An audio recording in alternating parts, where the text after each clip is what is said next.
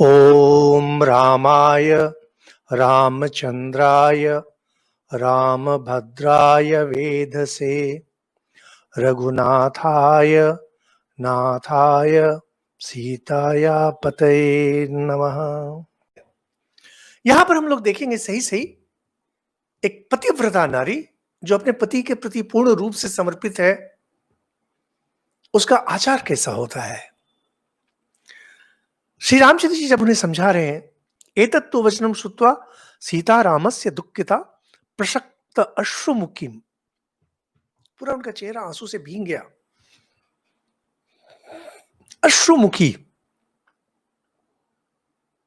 और मंदम इदम वचनम अब्रवीत, सीता अब धीरे धीरे कह रही है, जैसे उनके अंदर की शक्ति क्षीण होती चली जा रही है, क्योंकि श्री रामचंद्र जी उन्हें मना कर रहे हैं साथ आने से।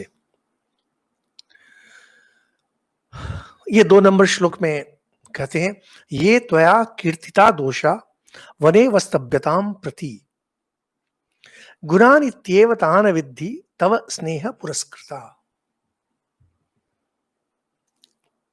हे प्राणनाथ, आपने जो दोष बतलाए हैं वन के, सही कहा, मैं ना नहीं कर रही हूं, लेकिन आपका अगर स्नेह बना रहा जब मैं आपके साथ हूं, यही दोष मेरे लिए गुण बन जाएंगे। असल में क्या होता है, यह बहुत साधारण बात है और आप लोग बहुत अच्छी तरह से समझते होंगे। अच्छा बुरा कुछ भी नहीं होता है समाज में, इस संसार में अच्छा बुरा कुछ भी नहीं है।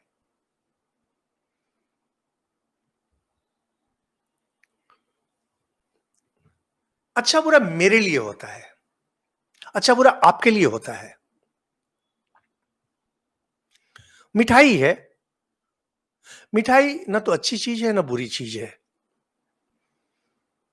आप किस अवस्था में, इस पर निर्भर करता है मिठाई अच्छी चीज है या बुरी चीज है। एक बच्चा मिठाई को देख के ललचा जाता है।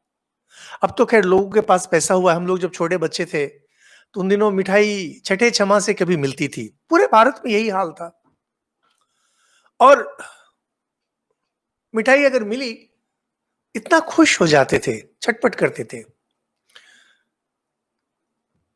पहले जैसे लोगों को मिठाई नहीं, बच्चों को मिठाई नहीं मिलती थी, उसी तरह से आज के समय में लोगों को डायबिटीज बहुत होना शुरू हो गया है।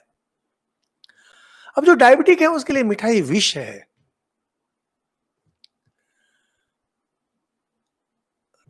तो सीता जी यही कहती है कि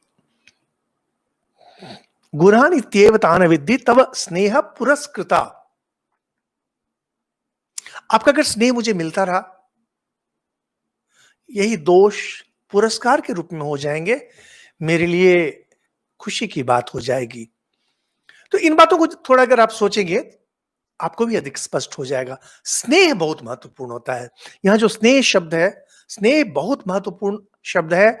और जीवन में यह स्नेह स्नेह बना होता है, आपको लगता है कि मुझे भी चाहने वाला कोई है।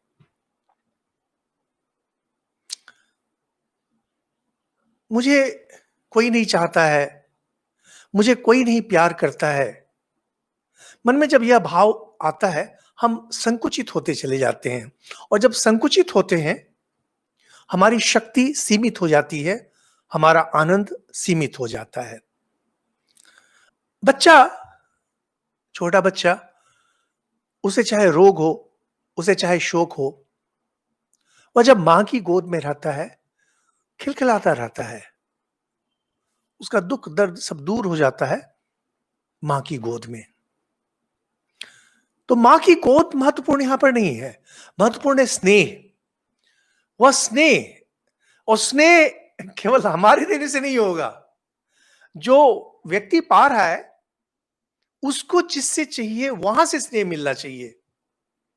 हम लोग प्राय कहते कि मैं तो तुम्हें प्यार करता हूं, मैं तो तुम्हें प्यार करता हूं। अरे आपके प्यार को कौन पूछता है, वह किसको चाहता है। सीता जी श्री रामचंद्र जी को चाहती हैं। सीता को कोई मतलब नहीं है कौशल्या है कि नहीं, दशरथ है कि नहीं। उनका प्यार श्री रामचंद्र जी से जुड़ा हुआ है और कहती है कि अगर मैं आपके साथ हूं, लेकिन यहां पर कह रहे हैं ना, तव स्नेह पुरस्कृत, आपका स्नेह मुझे मिलना चाहिए, तो बाकी मेरे लिए फिर कुछ नहीं है, मैं सब कुछ आराम से सह लूंगी। और कहते हैं कि आप जो ये सब करें, जंगली हाथी जंगली शेर, अरे कुछ नहीं है, आपसे तो सभी डरते हैं श्री रामचंद्र जी से, तो पशु तो यूं ही डरेंगे आपसे।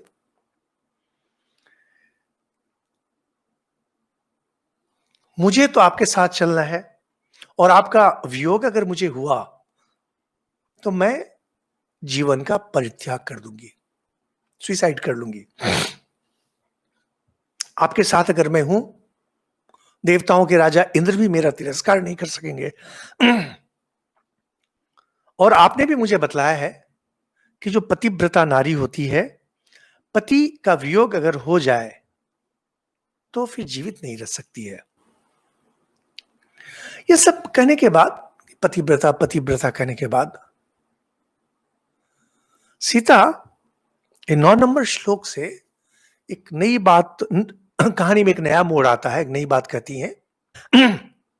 लक्षणिभ्यो द्विजातिभ्य श्रुत्वा हम वचनम गृहे, कि मैं जब अपने पिता के घर में थी तो कुछ ब्राह्मण लोग जो लक्षण जानते थे, इसको गीता प्रेस जब अनुवाद करते हैं उसको कहते हैं हस्तरेखा देखकर, लेकिन जैसे हमने पहले बतलाया है, हाथ देखते थे लेकिन हस्तरेखा महत्वपूर्ण नहीं था, लक्षण महत्वपूर्ण था, जैसे हाथ में या कपाल पे, पांव में किस तरह के चिन्ह हैं। तो कहते हैं कि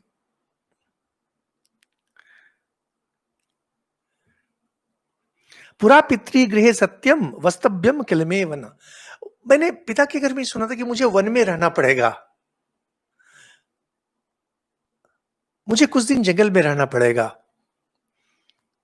और ये लक्षण आदि देख करके ब्राह्मणों ने कहा था। और जब मैंने इसे सुना था तब मुझे लगा था कि मुझे तो इसे पूरा करना ही है, क्योंकि अब भाग्य का विधान है।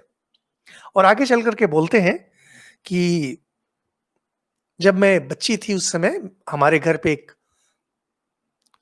शांति परायणा भिक्षुकी, भिक्षुकी का भाव बहुत पहले से है भारत में, जिसमें कुछ महिलाएं धर्म के लिए निकल जाती थी, तो उसने भी यह बात कही थी कि तुम्हारा वनवास होगा। या जो यहाँ पर जो विचार आता है वनवास का, जहां पर सीता जी कहती हैं कि वनवास की बात बचपन से मैंने सुन रखी थी, और इसलिए मेरा बहुत मन था कि एक बार जंगल में जाएं, और यहां तक कि मैंने आपसे भी बहुत बार अनुरोध किया था कि चलें कुछ दिन हम लोग वन में रहते हैं। तो ये बहुत महत्वपूर्ण है दो तरीके से। पहला है कि देखिए, जब भी मैं सीता जी के जीवन की ओर देखता हूं कि देखिए कैसे 14 साल वनवास में रहना पड़ा। उस 14 साल में 1 साल जब रावण उन्हें हर कर लेके चला गया, करीब 1 साल के लिए, उस समय भी उन्हें राजमहल में नहीं रखा गया था, पेड़ के नीचे रखा गया था।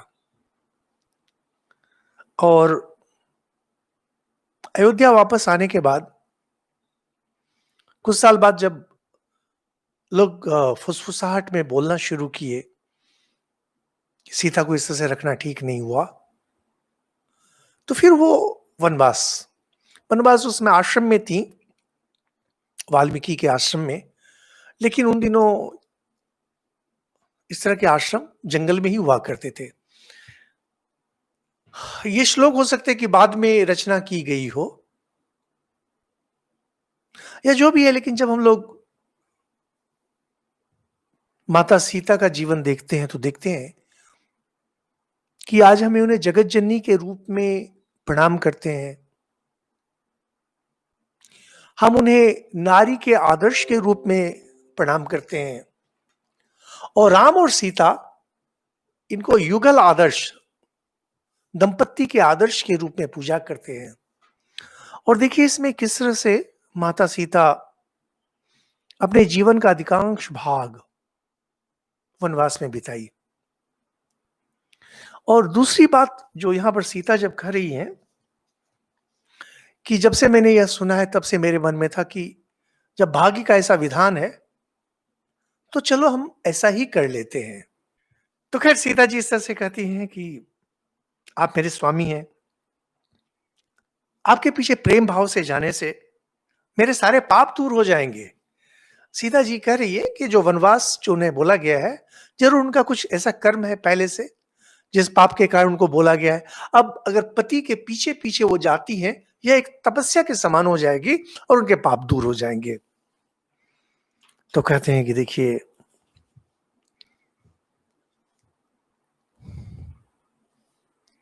मैं पतिव्रता हूं, मैं आपकी भक्त हूं, आश्रित नहीं। भक्त होता है जहां पर कि आपका मन पूरा उनमें रमा हुआ रहता है। और कहते हैं आपके विछोह से मैं दीन होती चली जा रही हूं। विश्वास कीजिए, वन में जिस अवस्था में मैं रहूं, चाहे सुख हो चाहे दुख हो, दोनों अवस्था में मैं समान रहूंगी। मेरे लिए दुख, वहां पर मैं यह नहीं कहूंगा कि मैं कहां आ गई, क्यों आ गई। और जब अच्छा कुछ होगा उसमें भी मैं अपना अत्यधिक हर्ष नहीं दिखाऊंगी। तो आप या तो मुझे ले चलिए, नहीं तो मैं आग में कूद जाऊंगी, विष खा लूंगी इत्यादि। नहीं रहेंगी सीता माई, राम के बिना नहीं रहेंगी। लेकिन श्री रामचंद्र जी बिल्कुल राजी नहीं हुए। नहीं, आप नहीं चलेंगे हमारे साथ। क्योंकि श्री रामचंद्र जी पर एक दायित्व आता है ना। तो कहते हैं कि श्री रामचंद्र जी जब उन्हें समझाते हैं, स तम उत्तम संविघ्ना, संविघ्न परेशान है सीता जी। और प्रणयाच अभिमानाच, ये आप लोग जो बहुत मन लगा करके सुन रहे हैं, जिनको इन चीजों में काफी इंटरेस्ट है, ये दो शब्द अगर थोड़ा सा अपने मन में बिठा के रखें। दो शब्द यहां पर सीता जी के लिए लाते हैं राम के प्रति। प्रणयाच अभिमानाच, च का अर्थ होता है और, प्रणय, प्रणय और अभिमान। अभिमान हिंदी में प्राय अभिमान का अर्थ अहंकार होता है। बंगला में अभिमान का अर्थ होता है मान। हिंदी में प्राय जो शब्द लाते हैं ना, मान, मान का अर्थ होता है जिसको आप बहुत अधिक प्यार करते हैं, अगर वो कुछ ऐसा कर दे जो आपको पसंद नहीं है तो आप मुंह फुला बैठते हैं। यह मुंह फुलाना, वहां से एक मान होना, रूठ जाना, और सब मिलाकर के एक शब्द होता है अभिमान। हिंदी में प्रचलित शब्द यह नहीं है, बंगला में बहुत ही अधिक प्रचलित शब्द है। बंगला में अगर कोई बोले कि तुम्हार अभिमान होए छे, तो वहां स्पष्ट हो जाता है। संस्कृत में भी अभिमान इसी अर्थ में आता है, लेकिन हिंदी में अभिमान का अर्थ थोड़ा बदल जाता है, इसलिए इसको समझना थोड़ा मुश्किल है। कि कहते हैं, यहां तक कि गीता प्रेस में अनुवाद उन लोगों ने किया है स्वाभिमान। नहीं, स्वाभिमान बिल्कुल गलत है, ये अभिमान का भाव ही नहीं है। और हिंदी भाषा समृद्ध भाषा है, बहुत ही समृद्ध भाषा है, क्योंकि बहुत सारे अलग अलग जो आंचलिक भाषाएं हैं वो आकर के इसमें समाहित हुई हैं। तथापि ये अभिमान इतना सुंदर शब्द विशेष करके बंगला में है, लेकिन हिंदी में नहीं है। तो कहते प्रणयाच अभिमानाच, प्रणय और अभिमान, ये देखिए यहां पर अभी जो आने वाला है श्लोक, मैं जब भी इसको पढ़ता हूं, स्मरण करता हूं ना, अभिभूत हो जाता हूं। एक नारी अपने पति को कितना प्यार करती है। सीता जी श्री रामचंद्र जी को कितना प्यार करते हैं, करती हैं, कितना प्यार करती हैं। और इस प्यार को दिखाने के लिए वाल्मीकि जी बड़े बड़े शब्द ही लाते हैं। बड़े बड़े, ये अच्छे कवि का लक्षण है। जो बहुत ही अच्छा कवि है, उनका शब्द चयन सटीक होता है। और एक दो शब्दों में ही ऐसा एक भाव लाते हैं जिससे कि पूरी परिस्थिति स्पष्ट हो जाए। तो कहते हैं प्रणय और अभिमान करके वे आक्षेप कर रही हैं। अब आक्षेप राम पर, किंग त्वामन्यत वैदेह पिता में मिथिलाधिपः राम जामातरम प्राप्य श्रियम पुरुष विग्रहम। के ऐसी बात कहती हैं, बहुत साधारण संस्कृत है, इतना कठिन भी नहीं है। सीता जी बहुत दुखी हैं।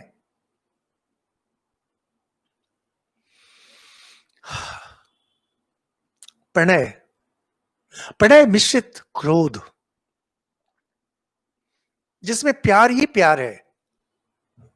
सीता जी का प्यार रामचंद्र जी के लिए टपक पड़ रहा है। एक रसगुल्ले को अगर आप गमले से उठाएं तो देखेंगे रसगुल्ले से रस टपक पड़ रहा होगा। मधु का छत्ता बहुत पुराना अगर हो जंगल आदि में, तो वहां से मधु, शहद टपक पड़ रहा होता है। सीता जी का प्रेम श्री रामचंद्र जी के लिए टपक पड़ रहा है, लेकिन आक्षेप कर रही है मानो क्रोध में। हे श्री राम, मेरे पिता मिथिला नरेश विदेह राज जनक, उन्होंने आपको दामाद बनाया। शिव का धनुष तोड़ दिया था आपने, आपको दामाद बनाया।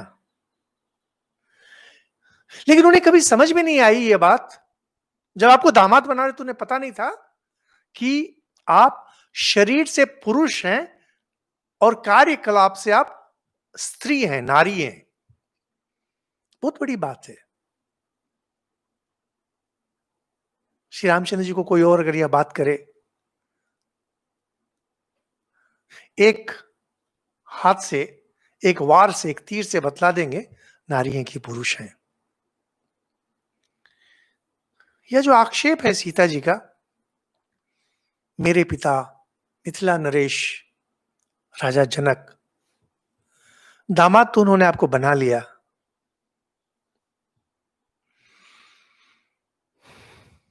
लेकिन उन्हें यह पता ही नहीं था, उनका दुर्भाग्य है कि शरीर से आप पुरुष हैं जरूर, लेकिन अंदर से आप नारी हैं, स्त्री हैं। कहने का अर्थ है कि आप दुर्बल हैं, आप में दम नहीं है।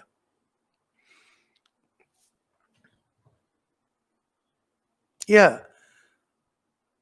श्री रामचंद्र जी जैसे पुरुष को सीता जी हो या कोई भी हो, यह बात तभी कह सकती है जब प्रेम वहां पर सराबोर हो, प्रेम की मात्रा अत्यधिक हो। उसके बिना कह नहीं सकते हैं। और आप अगर मुझे यहां छोड़ देंगे, कहेंगे कि रामचंद्र में तेज और पराक्रम का भाव है, इसीलिए वो सीता को साथ नहीं ले जा सके। रामचंद्र को डर था कि वन में जाएंगे तो अपनी पत्नी की रक्षा नहीं कर सकेंगे, और इस तरह से मिथ्या आरोप, मिथ्या लांछना, मिथ्या कलंक आप पर जब लगाएंगे, मेरी क्या दुर्गति होगी सोचिए। हम लोग जिसे प्यार करते हैं उसकी उपलब्धि में हमारी उपलब्धि रहती है, उनके यश में अपना यश जुड़ा हुआ रहता है, उनके अपयश से अपना अपयश जुड़ा रहता है। यही कहते हैं कि लोग जब यह कहेंगे कि राम में पराक्रम का भाव है, मेरी क्या दुर्अवस्था होगी सोचिए। और सावित्री जैसे सत्यवान के पीछे पीछे चली गई थी, उसी प्रकार आप मुझे अपनी आज्ञा के अधीन समझिए। सीता में स्वाभिमान है। पतिव्रता नारी है, जो मैं बार बार बतला रहा हूं, पतिव्रता का अर्थ गुलामी नहीं है। दो मन मिलकर एक हो जाते हैं और वहां पर प्यार है, प्रणय है, कोप है, साथ में एक दूसरे की सहायता कर रहे हैं। कहते हैं कि चाहे तपस्या करनी हो, चाहे स्वर्ग जाना हो, हे रामचंद्र, मैं तो आपके साथ रहूंगी। जो भी आप मुझे लाकर देंगे वन में, फल फूल, ऋतु के अनुसार, वही खाऊंगी। जितना देंगे उतने में ही संतुष्ट रहूंगी। और